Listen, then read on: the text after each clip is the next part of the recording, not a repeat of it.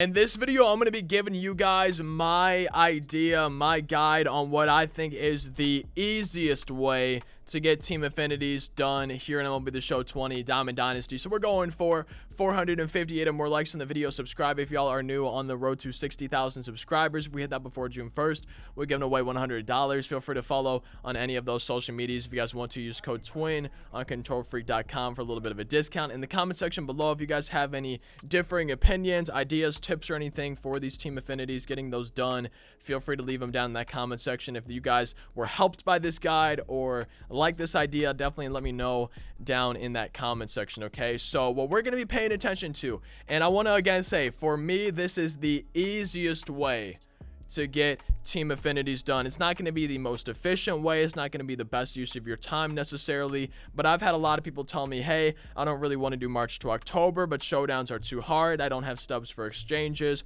So what is something that I can do to get these team affinities done? And in my opinion, for people that struggle with showdowns or don't really want to do March to October, and they maybe struggle with March to October, especially on those higher difficulties, in my opinion, this will be the easiest way for everybody. This is something that pretty much everybody can do and get these team affinities done. Not necessarily as fast as possible. Again, I'm just trying to make that clear. Not as fast as possible, but hopefully as easy as possible. So I'm going to focus on the Tigers for this video. And if we go here, you guys can see I'm 18 away from being done with stage 1. And what we want to pay attention to is the repeatable innings, okay? 250 innings with Detroit Tigers players. It can be flashbacks, legends, live series, whatever you want. And again, this is repeatable. Every 250 innings, you can get 5 team affinity points. And for one game, okay, we're going to show you guys here in just a second. For one game, you can earn a max of 81 innings, and that's just going to take you guys then a little bit over 3 games to be getting those 5 team affinity points. Now I'm going to have some calculations at the end of the video, hopefully, and just kind of run through the numbers to try to get an estimate on the time this might take and everything, but it's going to take you guys a little bit over 3 play versus CPU games to get this done. So I already have a team set up. Again, we're focusing on the Tigers for this video, and if we go to my squad, I'll show you guys how I did this too, in case you guys want an easy way to do it. So I went to my squad and I made a new team, and I have only Tigers players on the team except for one player, which I'll explain here in just a second. So I went ahead, and when I went to sub in a player, I went to filters and went to team and changed it to Tigers. So this way, when I'm selecting players, only Tigers players are going to show up on here. So I'm only choosing Tigers players. Now in my bullpen, you can see that I have Aroldis Chapman, and I'll explain that here in just a second. So what I like to do, if I'm trying to get the team affinities done in this way, if you guys are maybe grinding for some XP, program stars, and stuff, this could be just a nice way to kind of try to knock out 2 birds with 1 stone, right? Because you can earn XP from doing this, which will in turn earn you program stars, so it can be a good way to kind of try to knock both out at the same time. So you want to go to the play section of Diamond Dynasty, down to extended play, and then play versus CPU. Now it doesn't matter what team you guys are playing against. I like to play against, you know, maybe the Orioles, maybe even the Tigers. Just you probably want to play versus a not so great team. So let's just go versus the Orioles. They don't have the best offense in the game. And rookie, you don't want to be on veteran, all-star, Hall of Famer, legend. You want to be on rookie, because that's going to just make it as easy for you to get through the game as fast as possible, okay? And I like to play as the home team, because that pretty much guarantees myself that I'm going to be able to play a full 9 innings, get those full 9 innings with the players. And what I like to do for these, okay, is I like to use my bullpen only. So we're gonna play at O.co. Might as well. Actually, yeah, it's not O.co anymore. But either way, we're gonna play at the Athletics ballpark. And what I like to do is use an opener, because typically guys out of the bullpen are going to pitch out of the stretch. So the innings where you're pitching, because of that, will hopefully go a lot faster than if you were using a starter where they have some super long windup or something. So that's why I have Aroldis Chapman in the bullpen, because I really like using him. I find that he just kind of dominates against the CPU. Now If you choose to use Aroldis Chapman or some other guys that don't fit into that team that you're trying to do, it doesn't fit into the innings, then you're going to be getting 9 less innings per game, but potentially the time saved could add up. But for the sake of this video, I'm going to go with Joe Jimenez. Just use the Tigers relief pitcher right there. Once we get into the game, I'm actually, if you guys want to see, I'm going to show you guys the whole game, just kind of show my strategy. Specifically, I want to focus on hitting and then how I pitch as well here on Rookie versus the CPU to try to get through these games as fast as possible. But in addition to showing you guys the whole game for my strategy, I'm hopefully going to show you guys the whole thing or a lot of it so you guys can see just exactly how long it's taking me. Now, I'm going to go ahead and get a stopwatch ready, and I'm going to start at the same time I start in case I do fast forward or cut through parts. You guys will still be able to see how long it takes me at the very end of the game. So I'm hitting start on the timer right now. We're just going to go ahead and throw a pitch. And what I like to do is I pretty much throw high inside fastball, high outside fastball. And if I don't locate it, it's not like the end of the world. Obviously, this might add some extra time. It might save me time in case we're going to foul off pitches and everything. But I pretty much go with the same pitching strategy.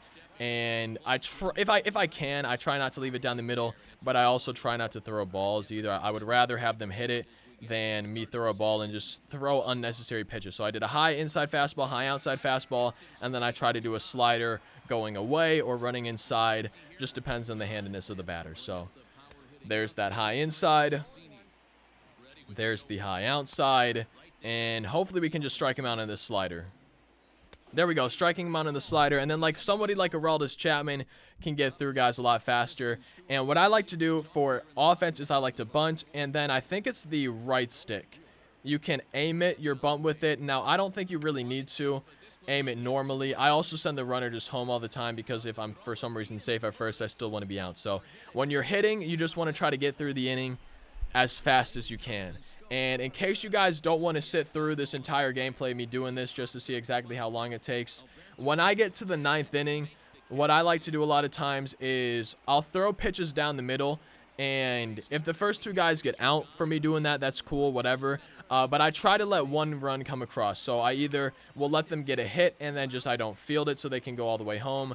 But I just try to find a way to let the runners go all the way home and get 1 run on the scoreboard, and then I just do the same thing in the bottom half of the inning that I did right there, and that's how I get the full 9 innings in. So I'm not winning the game, which if you guys want to win, you could also maybe try to score a run at some point, because typically the computer's not going to score that many runs, if any, off of you on rookie difficulty, and if you're not throwing it down the middle at least.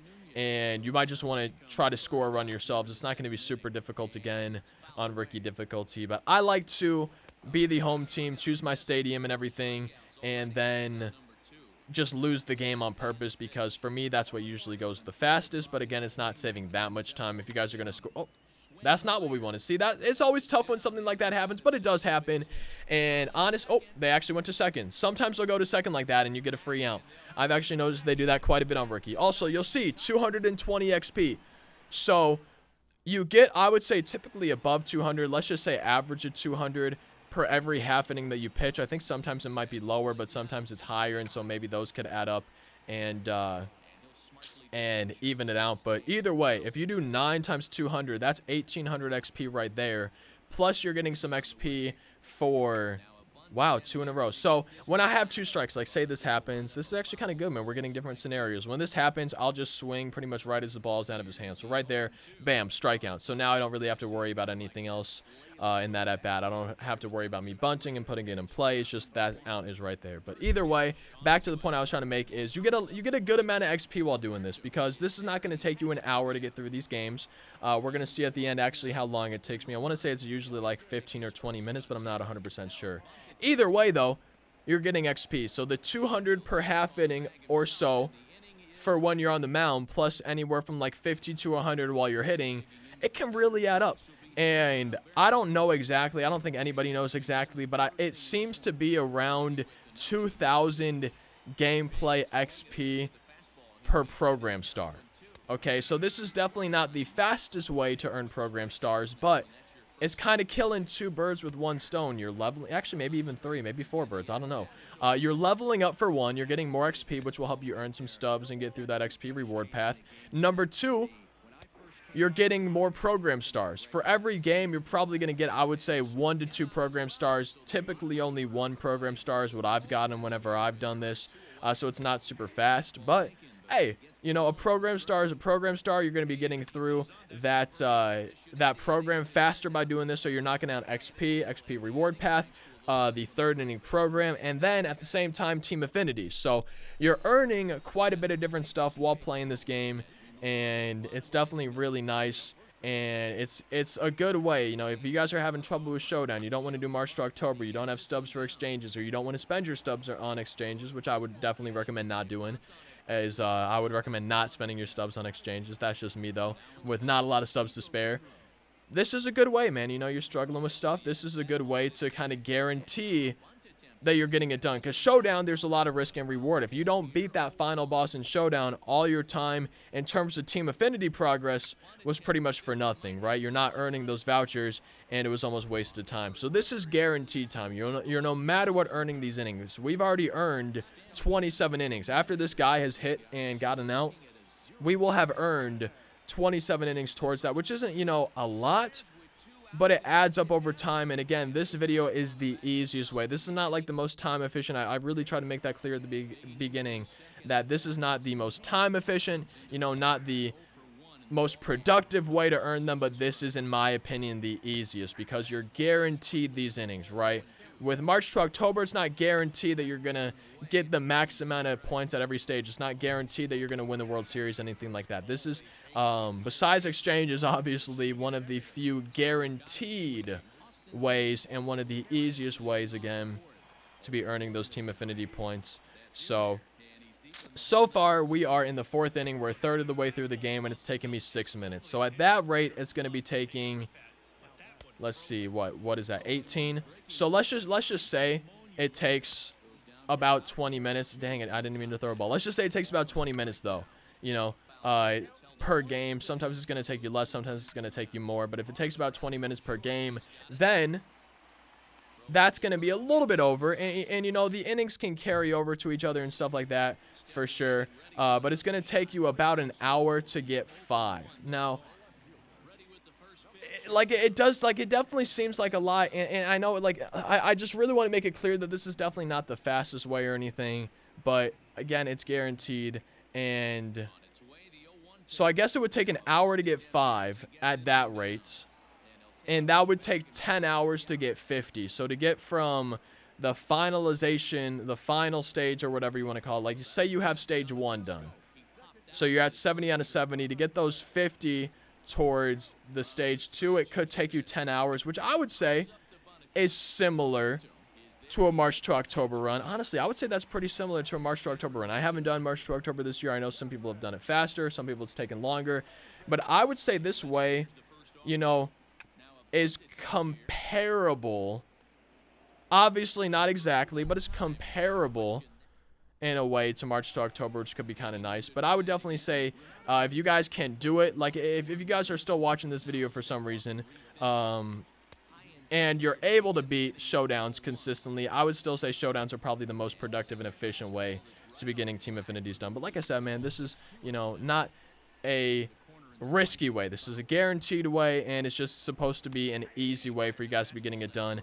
I think I'm probably going to go ahead and just show you guys me at the end and tell you guys how long it took on the timer for me to get this done, okay? Sometimes too, okay, so I brought in a reliever, and if you guys wanted to use the starting pitcher too, right, like you wanted to use Diamond Hal Newhouser, you could always do this. You could just intentionally walk the first guy in the inning, and then that way your pitcher's going to be going from the stretch. So that's one way to do it, and you could also maybe try to pair that with each other to try to get a ground ball or something if you wanted to throw low in the zone.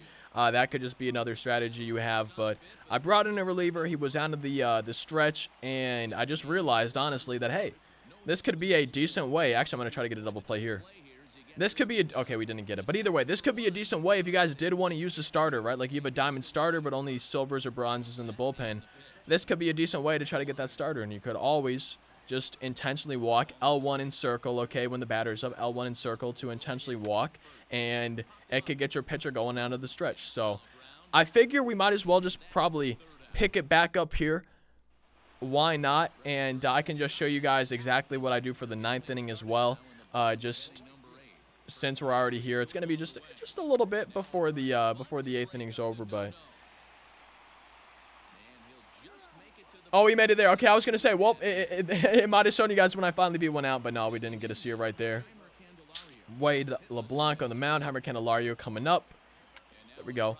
And I used to do circle to swing just because it was easy to make contact. I can put it in play, but bunting I think is a little bit faster. Now, every now and then I'll foul one off. I think I've had 2 batters this game. One was the one that you guys saw, and then there was another where it's the same thing. I fouled off 2 in a row. But besides that, the first pitch has pretty much been put in play for every single batter. So this is what I do for the top of the 9th inning, okay? I pretty much just throw, if I can, you know, I suck at locating pitches sometimes, but if I can, I throw fastballs down the middle and do that until I either allow a run or, my bad, man, I just lost my train of thought. Until I either allow a run or until I get 2 outs. And I'm kind of hoping that we can get 2 outs by doing this. Okay, so if they're fouling it off, sometimes I will just go to the next batter to try to save myself some time because it's like, okay, they're just going to keep fouling it off. I'll try Trey Mancini. Maybe he could hit a home run on that pitch down the middle. So let's go with that. All right, he's looking. So I kind of, like I said, I kind of hope they get to 2 outs just so I can show you guys what I do that. But if he puts it into play, okay, if he were to put it into play, I would hope it's in the outfield and that I could just not pick up the ball. Like right here, I will do this. And I'll do my best to let him get it inside the Parker. And I can pretty much say what I would have done if I would have gotten him out right there. Okay, what I would have done was just L1 in circle and intentionally walked a run home. And then just pitched how I did the rest of the game. Just pitched pretty much exactly like this. And done that until I got down to the inning. So after intentionally walking a run home to make it 1-0, then I would just pitch like normal until I get to the bottom half of the inning, because it doesn't really matter if you win or lose these games. If you want to win them, you get a better chance for getting a diamond player, but playing on rookie, you're probably not going to get a great after game reward, so it's not really that big of a deal. But if you guys want to win, feel free. I just find this to be the easiest because then I don't have to try to hit. I can just bunt in the bottom of the 9th inning, and it's not going to be that much different. But I will say, if you guys are hitting while doing this, you do get more XP for like getting hits, getting home runs, getting runs on the board. So if you guys are doing this and want to try to earn more XP, you could always hit and just actually play a game versus the CPU rather than trying to get it done as fast as possible. And we're sitting at right around 18 minutes right now. So I'm probably going to average out the time to 20 minutes because sometimes it might take more than 20 minutes. I've never had this personally. It take more than 20 for myself, but sometimes it might take you guys more than 20. Sometimes it might be less than 18. So I'm just going to average it to 20 for now for when I do my like calculations and stuff at the end. But for me, it's taken less than 19 minutes. Right now we're at 18 minutes and 40 seconds. I'm just going to leave in my pitcher, and assuming he gets out right here on this pitch, it's going to have taken less than 19 minutes. Come on, baby. And there we go. So, yeah, we're sitting at literally 18 minutes, 54 seconds is how long it took. So, perfect game thrown against me. And now I'm excited to go to the after game screen and honestly see how many stubs and XP we got for this. Because you do get some stubs, not a lot I don't think, but you do get a lot of XP while doing this. Like, this is another decent way to earn some XP.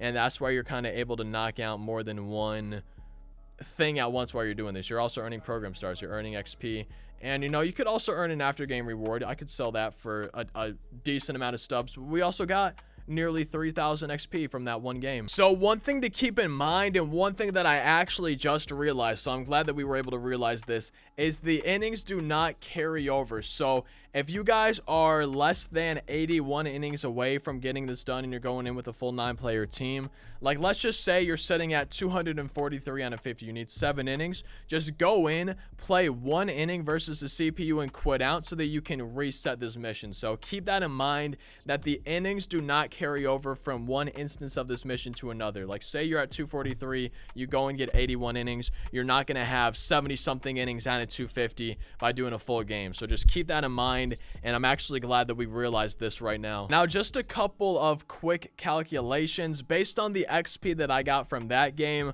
you're going to be earning about 8,580 XP an hour. For some people it's going to be more, some people it's going to be less, but I would pretty easily guarantee that from this you're making, you know, 8,000 XP an hour, which isn't a ton, but it's also a little bit less than a level. It takes about 10,000 XP to get 1 level, so you're making almost 1 level per hour, which isn't terrible. And then if you guys want to go from literally 0%, okay, you guys, like, say for maybe the Padres or something, you guys are at 0 out of 70 for stage 1. If you guys want to go from 0 out of 70 to 50 out of 50 on stage 2 complete, you want to get, okay, 120 team affinity points to get all the innings done. If you guys are doing it as efficiently as possible, exactly as possible, you're not wasting your time overlapping like we just saw as possible, it's going to take you either 74 or 75 games, I'm pretty sure, based on my math.